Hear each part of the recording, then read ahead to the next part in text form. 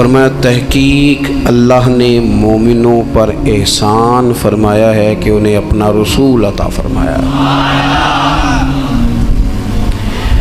اس کا صرف ترجمہ کبھی بندے کی سمجھ میں آ جائے نا تو سارا میلاد اس کی سمجھ میں آ جاتا ہے۔ صرف اس آیت کا آسان سادہ ترجمہ اگر سمجھ لیا جائے کہ رب کہتا ہے میں نے احسان کیا تم پر، تمہیں اپنا رسول دے دیا ہے۔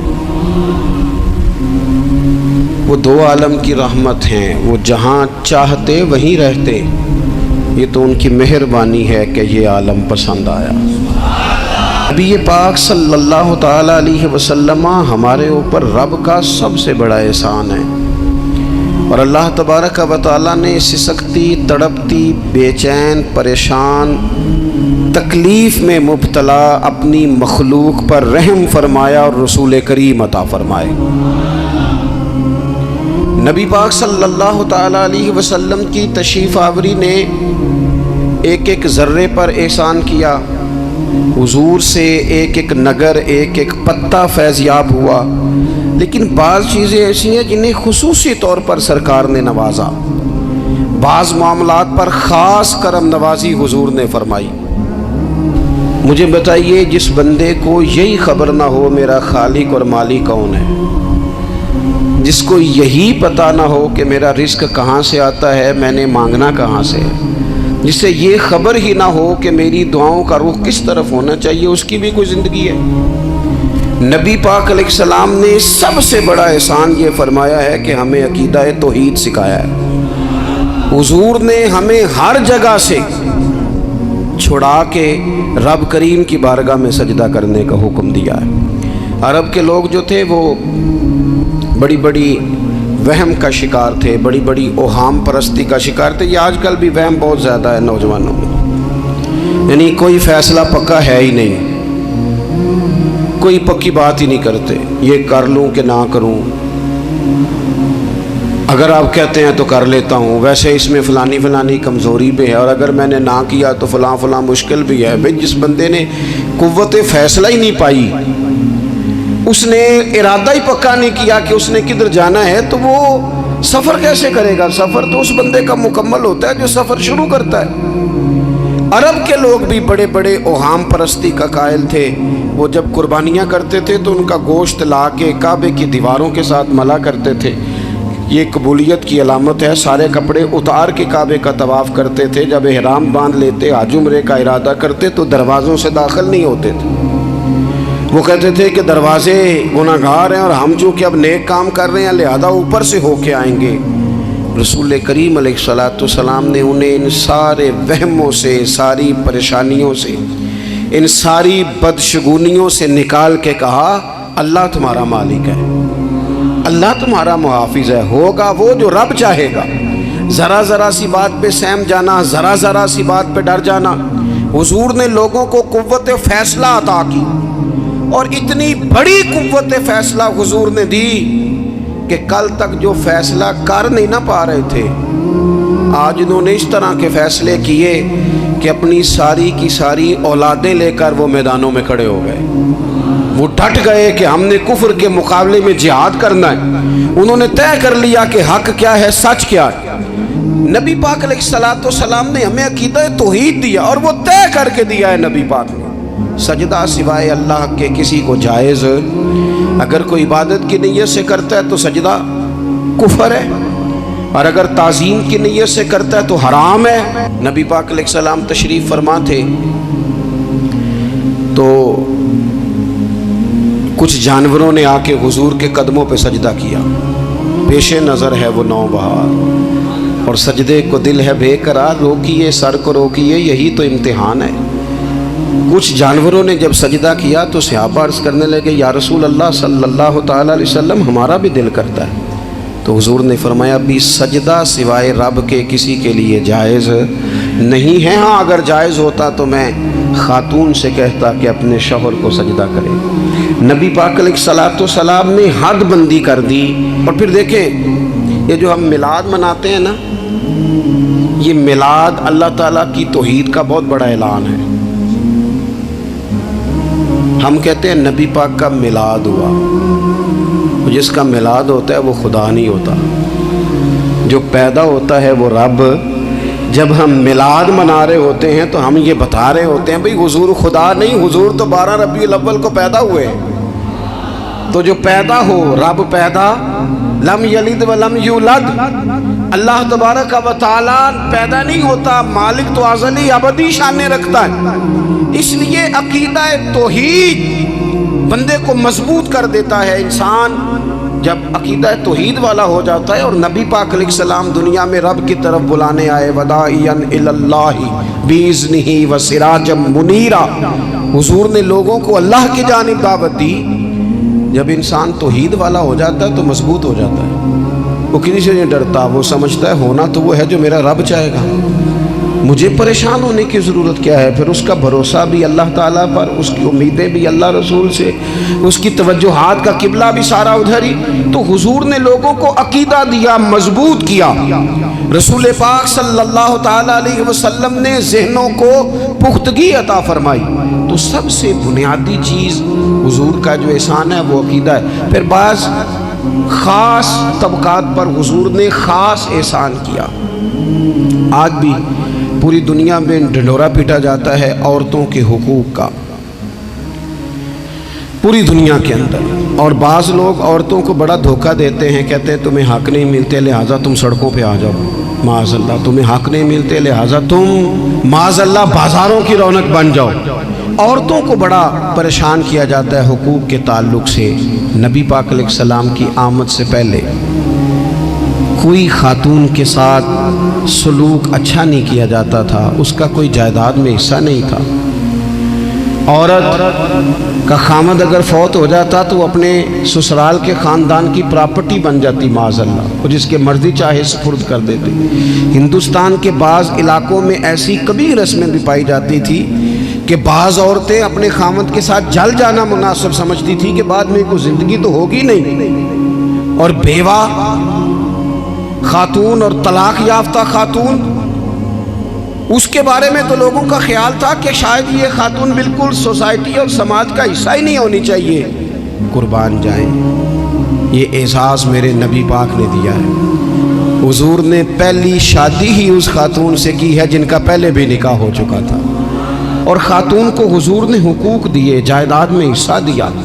کہا جو بیٹیوں کی بہنوں کی پرورش کر کے آئے گا اور اچھی پرورش کر کے انہیں روانہ کر دے گا، جس طرح میری 2 انگلیاں جڑی ہوئی ہیں میرے ساتھ جڑ کے جنت میں جائے گا۔ اور ایک روایت میں فرمایا کہ جب کسی کے ہاں بیٹی پیدا ہوتی ہے نا تو اللہ فرشتوں کو بھیجتا ہے، اور وہ اس کے گرد کھڑے ہو جاتے ہیں اور گھر والوں کو سلام کہتے ہیں، اور کہتے ہیں یہ ضعیفہ ایک ضعیفہ سے پیدا ہوئی ہے، یہ کمزور، یعنی صنف کے لحاظ سے کمزور نازک بچی ایک نازک ماں سے پیدا ہوئی ہے۔ فرشتے کہتے ہیں جو اس کی پرورش کرے گا نا اللہ قیامت تک اس کی مدد کرے گا، اس کی ہمیشہ مدد ہوتی رہے گی۔ اور نبی پاک صلی اللہ تعالیٰ علیہ وسلم کی خدمت میں آ کے جب خواتین نے کہا تو نا یا رسول اللہ، ہمارے تو دین دنیا کے معاملات میں مردوں کے تعلق سے کمزوری ہے، کئی دن تو ہم ویسے نماز نہیں پڑھ سکتی مہینے میں، کئی دن تو ہم ویسے عبادات کے قریب نہیں جا سکتی، جہاد پہ ہم نہیں جاتی، گواہی ہماری مردوں کے برابر نہیں، تو یا رسول اللہ صلی اللہ علیہ وسلم ہمارا بھی کوئی اعزاز ہے۔ تو حضور نے فرمایا جب کوئی خاتون حاملہ ہوتی ہے نا تو اللہ اسے اتنا ہی ثواب دیتا ہے جتنا جہاد کرنے والے کو ثواب دیتا ہے، اور جب بچہ پیدا ہوتا ہے تو اللہ تعالیٰ اسے شہادت کا درجہ عطا کرتا ہے، اور جب وہ بچوں کو دودھ پلاتی ہے تو رب اسے غلام آزاد کرنے کا ثواب عطا کرتا ہے۔ ایک دفعہ نا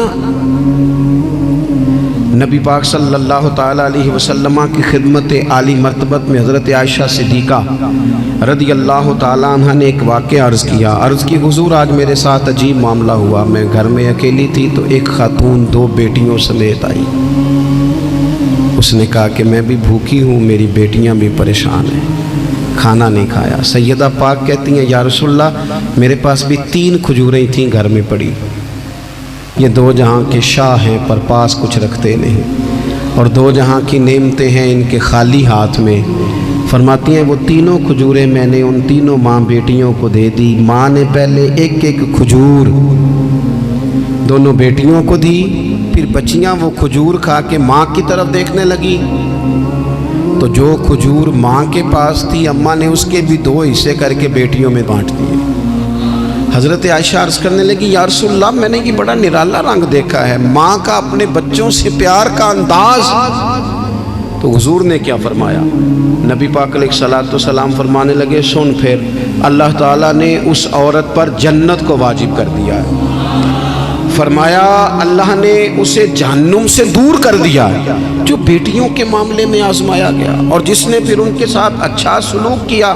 اپنا حضور کا عمل یہ تھا کہ حضور کی بڑی صاحبزادی سیدہ زینب رضی اللہ تعالیٰ عنہ، یہ حضور کی سب سے بڑی صاحبزادی ہیں، یہ بخاری میں آپ کو ملے گا کہ ان کی بیٹی جناب امامہ بنت زینب چھوٹی سی عمر تھی، تو جب حضور نماز کے لیے آتے تھے تو نواسی کو اٹھا کے ساتھ لے آتے تھے، اور وہ حضور نماز پڑھتے تھے تو وہ نبی پاک کے کندھوں پہ کھیلتی تھی۔ حضور نے عملاً بیٹیوں سے پیار کرنا سکھایا، بیٹیوں سے محبت کریں، بیٹیوں سے پیار کریں۔ بیٹیاں بڑی خیرخواہ ہوتی ہیں، بیٹیاں ماں باپ کی بڑی وفادار ہوتی ہیں، بیٹیاں بڑا خاص تعلق رکھتی ہیں۔ جوانوں آپ سے بھی کہوں گا بہنوں کی طرف توجہ رکھیں، جو کسی کی بہن آپ کے گھر ہے اس کا بھی خاص احساس کریں، وہ بھی کسی کی بہن ہے، لیکن اپنی بہن کے ساتھ بھی خاص نسبت کا تعلق قائم رکھیں، رشتوں میں اعتدال ہونا چاہیے۔ اس صنف کو نبی پاک علیہ السلام نے خاص کر کے نوازا ہے، اور ہمارا بھی ان کے ساتھ خاص رشتہ ہونا چاہیے۔ اسی طرح کا معاملہ یتیموں کے ساتھ ہے، کمزوروں کے ساتھ ہے۔ دیکھو آج نا ہمارے ہاں کمزوروں، غریبوں، مسکینوں، یتیموں کی مدد تو کی جاتی ہے، لیکن انہیں لوگ اپنے ماحول کا حصہ نہیں بناتے۔ یعنی کبھی گئے تو غریبوں میں آٹا بانٹا ہے، کبھی گئے تو غریبوں میں جا کے کپڑے تقسیم کر رہے، کبھی گئے تو غرباء کو کچھ وقتی طور پر کچھ ضروریات زندگی دے دیں، کبھی عیدیاں بانٹ دیں، کبھی سیلاب زدگان میں چلے گئے۔ غرباء کو کچھ نہ کچھ صدقات تو دے دیے جاتے ہیں، ان پر کچھ خیرات تو کر دیا جاتا ہے، لیکن انہیں سوسائٹی کا ماحول کا حصہ نہیں بنایا جاتا۔ حضرت عبداللہ ابن عمر کہتے ہیں نبی کریم علیہ السلام کے پاس نا 10 دینار تھے، ویسے تو کائنات ہی میرے نبی کی مٹھی میں ہے، لیکن ظاہری طور پر 10 دینار تھے۔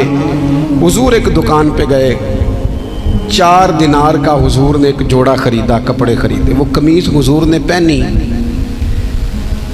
تو ایک انصاری آگے بڑھ کے عرض کرنے لگے حضور میرا بڑا دل کر رہا ہے، یہ مجھے نہیں دے دیتے آپ؟ تو حضور خوش ہو گئے۔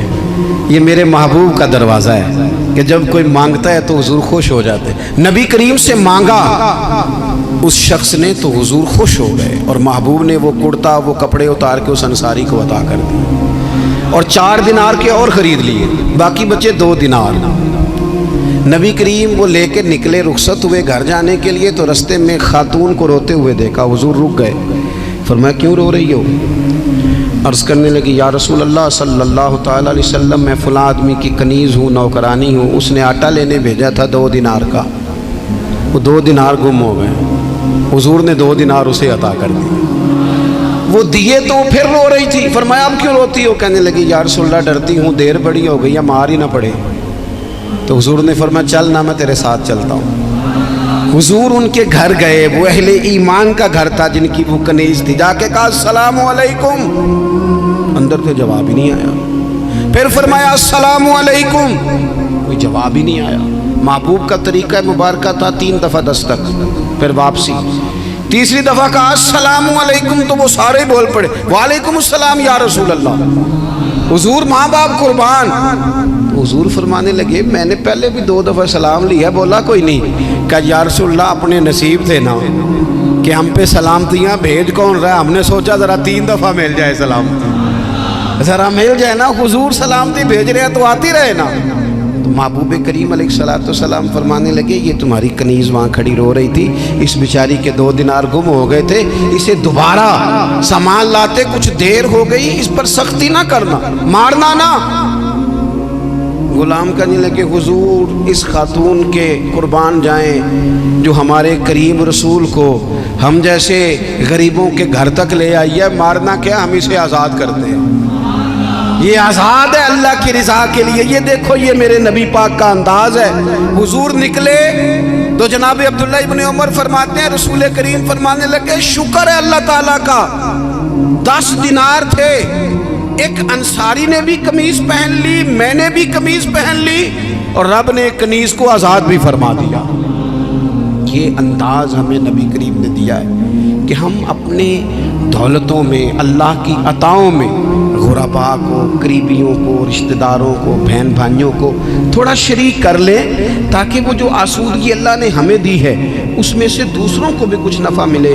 میرے نبی پاک صلی اللہ تعالیٰ علیہ وسلم کا انداز کچھ اس طرح کا ہے کہ امام بہقی نے لکھا ہے، حضرت بشیر بن عقبہ رضی اللہ تعالیٰ عنہ کہتے ہیں میرے والد انتقال کر گئے تھے، اور میں ایک جگہ پہ بیٹھ کر رو رہا تھا کہ نبی پاک صلی اللہ تعالیٰ علیہ وسلم میرے قریب سے گزرے، کیوں روتے ہو؟ یا رسول اللہ میرے والد کا انتقال ہو گیا، میری والدہ رخصت ہو گئی۔ تو یہ ہمیں حضور نے سبق دیا ہے، یہ یتیموں غریبوں کا خیال رکھنے کا یہ بھی ایک نقطہ، یہ بھی انداز ہے۔ کائنات کا بڑے سے بڑا درد دل رکھنے والا بندہ یہاں تک نہیں جا سکتا جو میرے رسول کریم نے بیان فرمایا۔ کہتے ہیں نبی پاک علیہ السلام فرمانے لگے بشیر بن عقبہ کیا تو اس بات پر راضی نہیں کہ میں تیرا باپ ہوں اور عائشہ تیری ماں ہو؟ آنا تجھے ہم شامل کر لیں اپنے گھرانے میں، آ جانا، مکمل تیرے معاملات کا خیال کیا جائے، تو آ جا۔ اتنا بڑا درجہ نبی پاک نے تو حضرت سلمان فارسی کے بارے میں بھی فرمایا کہ میں نے انہیں اپنی اہل بیت میں شامل کر لیا۔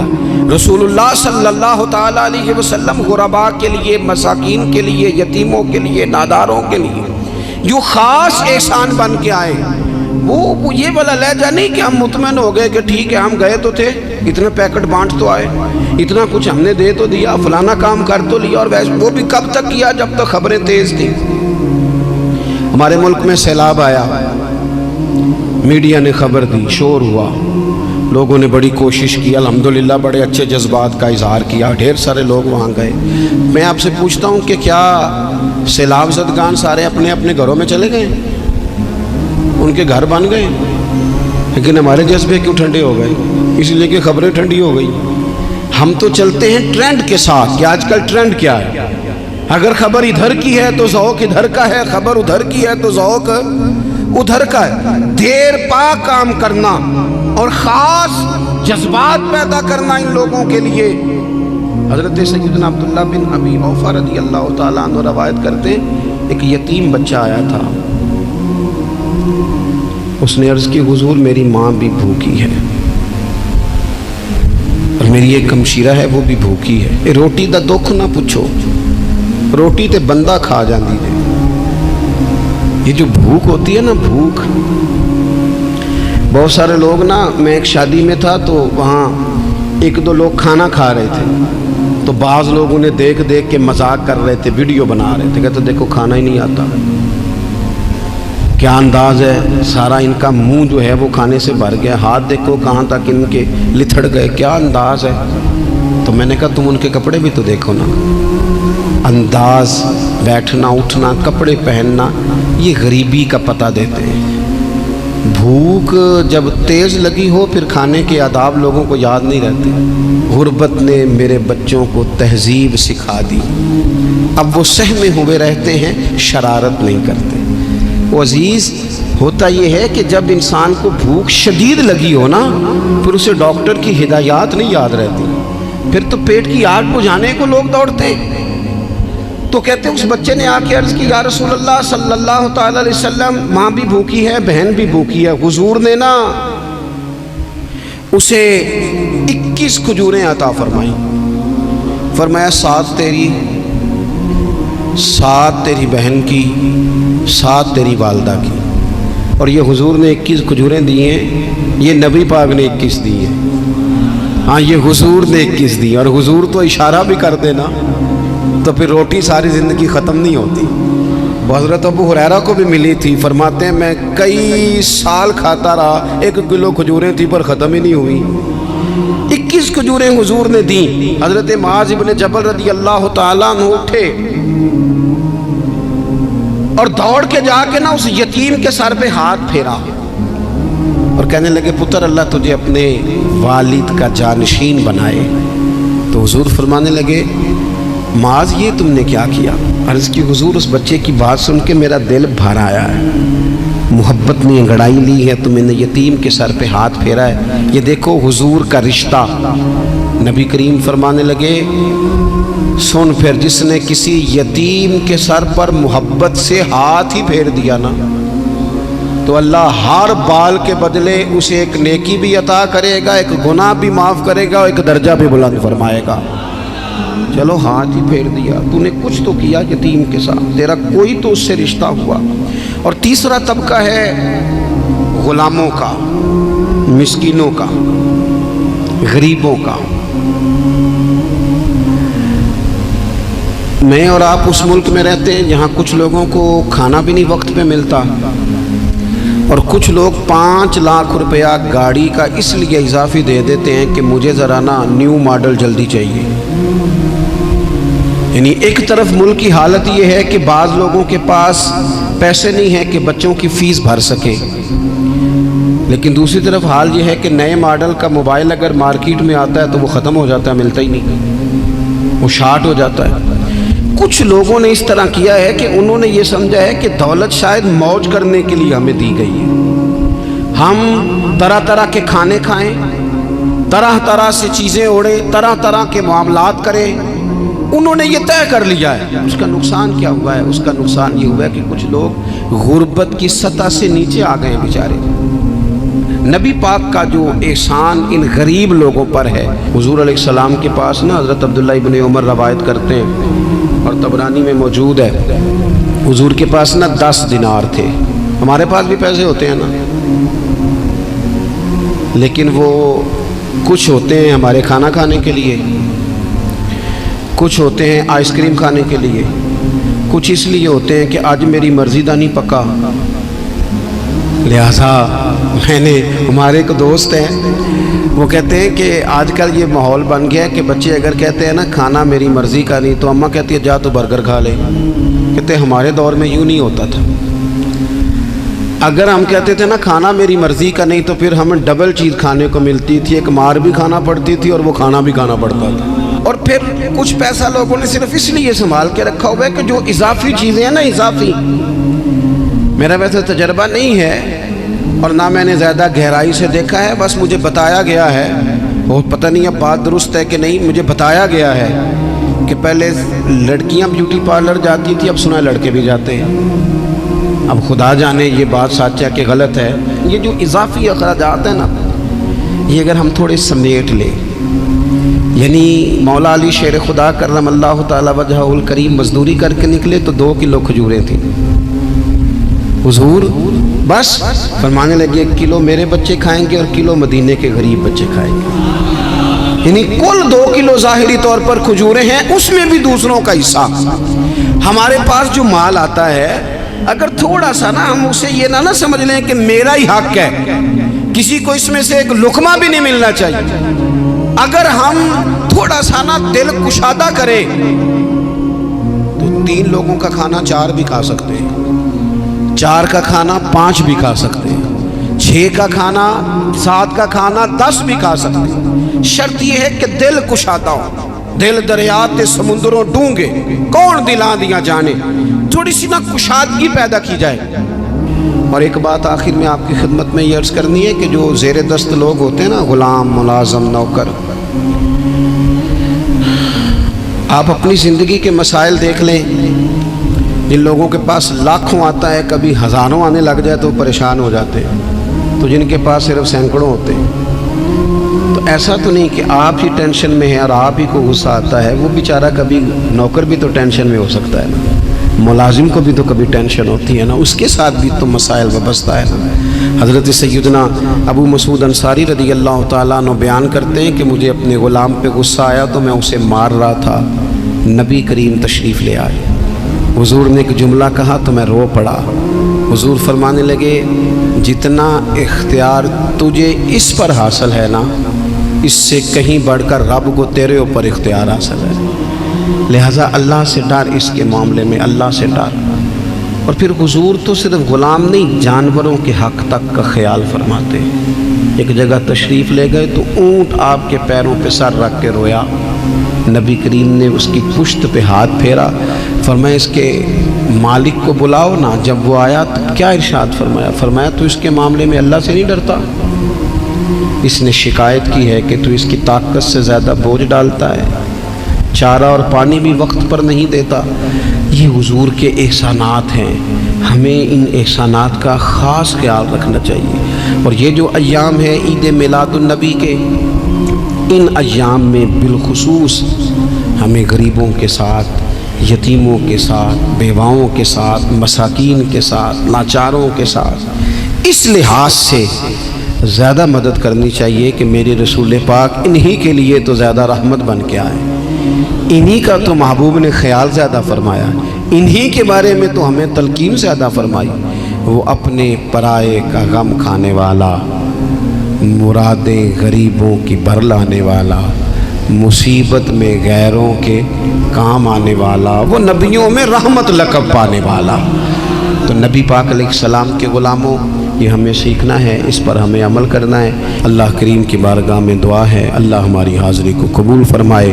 آخر دعوانا ان الحمدللہ۔